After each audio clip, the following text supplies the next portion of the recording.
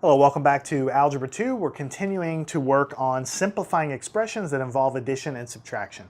We're just getting more problems, practice with problems, slightly more complex, but really it's all the same thing. Also, I've erased the order of operations and all of that from the board because we're growing up a little bit now and we need to start committing that to memory, so I'm not going to be referencing it, but you will get the hang of it by solving lots of problems. So let's just dive right into the first question. 4 times p minus 2q. Now, I'm going to tell you right now, even though I said this is involving simplifying expressions involving addition and subtraction, I don't mean that there will never be any multiplication. I just mean that most of these problems are going to be focusing on the adding and subtracting aspect. Later on, we'll do some review problems that focus more on the multiplication and division. So you can see here that you have something inside the parentheses. You would normally work on that first as for the order of operations. However, these are unlike terms. You have a p term and a q term, so I can't really subtract them. I can't do anything with that. But what I do have is a 4 in the outside, which I can distribute the 4 in. 4 times p is 4p. The minus sign comes along for the ride. 4 times 2 is 8.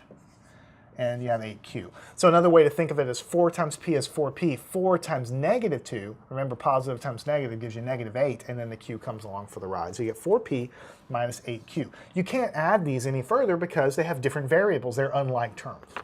All right? What if we had 1/2 2a minus 4b plus 6 on the inside there?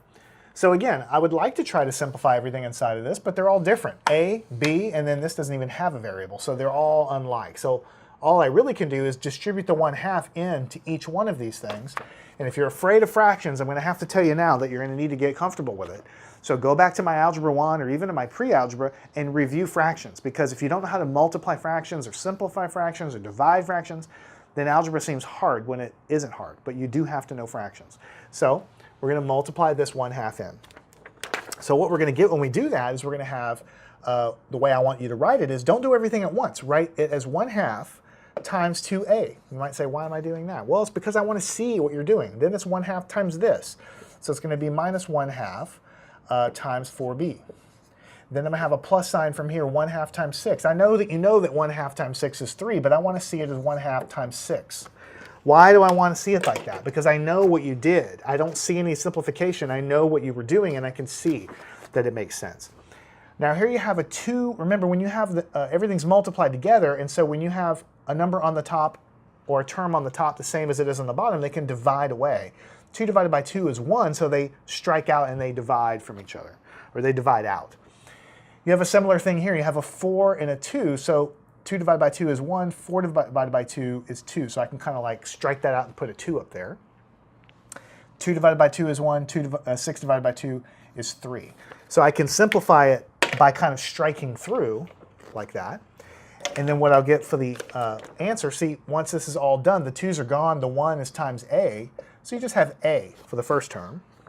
The minus sign is still here, but when you did the strike through, you still had a 2, and you still had a b.